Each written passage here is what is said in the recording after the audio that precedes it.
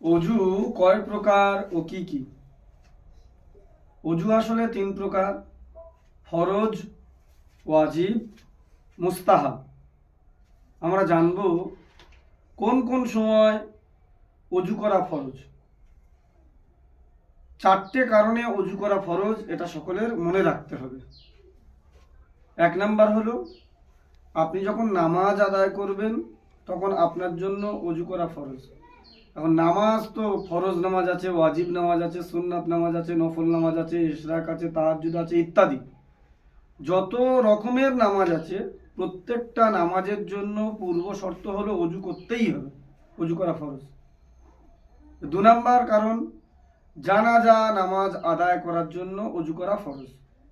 জানাজাটা বাচ্চার জানাজা হোক, যুবক যুবতী বা বৃদ্ধ বৃদ্ধা, যে কোনো বয়সের ব্যক্তির, যে কোনো মুসলমানের জানাজা হোক না কেন, এই জানাজা নামাজ আদায় করার জন্য অজু করা ফরজ।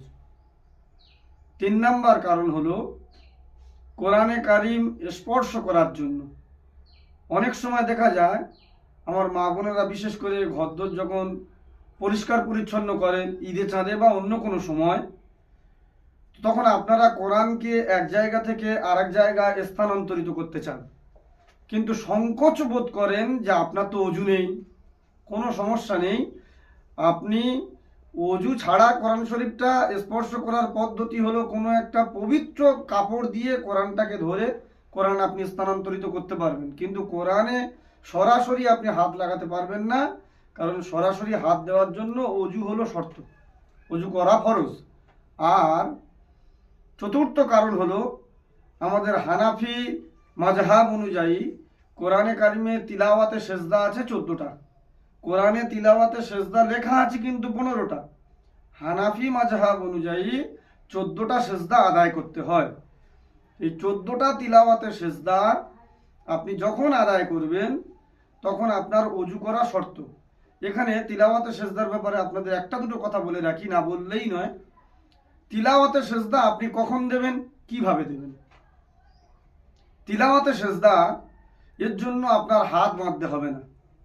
আপনি দাঁড়ানো অবস্থায় বা বসা অবস্থায় সরাসরি আল্লাহু আকবার বলে সেজদায় চলে যাবেন। একটা মাত্র সেজদা করবেন, এরকম পৃথক পৃথক 14টা সেজদা। সেজদায় গিয়ে নির্দিষ্ট একটা দোয়া আছে, সেই দোয়াটা আপনার যদি না জানা থাকে, আপনি সুবহানা রাব্বিয়াল আ'লা 3 বার বললে হয়ে যাবে। সেজদা করার পরে আপনি উঠে বসতে পারেন অথবা উঠে দাঁড়িয়ে যেতে পারেন। এখানে আপনাদের বলার মুখ্য উদ্দেশ্য, তিলাওয়াতে সেজদার জন্য অজু করা ফরজ, কিন্তু তিলাওয়াতে সেজদাটা কিভাবে করবেন একটু বলে দিলাম। যদি এর উপরে আরও কারো কিছু প্রশ্ন থাকে আপনারা কমেন্টে জানাবেন, এবং লাইক করে শেয়ার করে অন্যের কাছে পৌঁছানোর মাধ্যমে তাদেরকেও ইসলামটাকে শেখার একটু সুযোগ করে দেবেন, আর সাবস্ক্রাইবের মাধ্যমে আমাদেরকে একটু উদ্বুদ্ধ করবেন। এই বলে আমি আমার বক্তব্য সংক্ষিপ্ত